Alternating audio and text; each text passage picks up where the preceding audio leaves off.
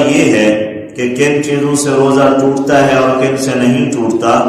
اس کا فقہاء نے اصول اور ضابطہ یہ لکھا ہے کہ انسان کے جسم میں جو منافذ اصلیہ ہیں یعنی قدرتی سوراخ ہیں، ان کے ذریعے اگر کوئی دوا یا غذا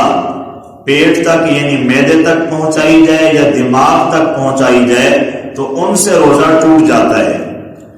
یا پیٹ کے اندر کوئی گہرا زخم ہے یا سر میں گہرا زخم ہے اور وہ معدے تک یا دماغ تک پہنچ رہے ہیں، ان کے ذریعے کوئی چیز وہاں تک جائے گی تو روزہ ٹوٹ جائے گا۔ ان کے علاوہ جسم کے مسامات کے ذریعے کوئی چیز جسم میں داخل ہو تو اس سے روزہ نہیں ٹوٹتا۔ یہ ہے اصول اور ضابطہ۔ اب اس کی روشنی میں ہم دیکھتے ہیں کہ روزے کی حالت میں آنکھ کے اندر سرما بھی لگا سکتے ہیں اور دوائی بھی ڈال سکتے ہیں،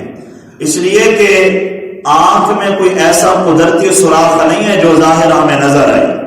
ہاں، اس کا کنیکشن ہے حلق کے ساتھ، مسامات ہیں، آدمی سرما ڈالتا ہے، بسا اوقات دیکھتا ہے کہ تھوک کے اندر بھی سرمے کے اثرات ہوتے ہیں، بسا اوقات آنکھ میں ڈراپ ڈالتا ہے تو حلق میں ہلکا سا ذائقہ محسوس ہوتا ہے،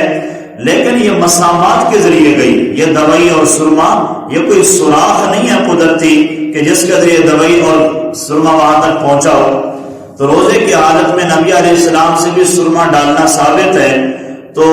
آنکھ کے اندر سرما دوائی ڈال سکتے ہیں۔ نمبر 2، کان کے اندر دوائی ڈالنا۔ کان میں اگر پانی چلا جائے نہاتے ہوئے غسل کرتے ہوئے تو اس سے روزے میں کوئی فرق نہیں پڑتا، باقی رہے گی بات کہ اس میں تیل یا دوائی ڈال سکتے ہیں یعنی اس میں علماء کا اختلاف ہے۔ جو پہلے زمانے کے فقہاء تھے، متقدمین فقہاء، انہوں نے یہ لکھا تھا اپنے زمانے کی تحقیق کے اعتبار سے کہ کان میں دوائی تیل نہیں ڈال سکتے، لیکن آج کل کی جو جدید سائنس ہے، اس نے جب بدن کے اعضاء کی تشریح کی ہے تو یہ کہتے ہیں کہ اس سے کوئی فرق نہیں پڑتا، آگے پردہ ہے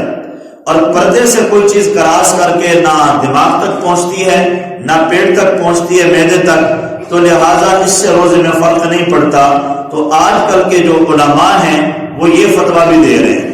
لیکن جہاں اختلاف پیدا ہو جائے وہاں پر احتیاط کرنا اور بچنا بہتر ہوتا ہے۔ تو بہتر یہی ہے کہ تیل اور دوائی سے اجتناب کیا جائے، کان میں ڈالنے سے روزے کی حالت میں انتظار کر لیا جائے۔ اگر شدید مجبوری ہے تو رخصت پر عمل بھی کیا جا سکتا ہے، اور ناک کے اندر دوائی یا تیل وغیرہ نہیں ڈال سکتے کیونکہ اس میں قدرتی سوراخ ہے اور دماغ تک چیز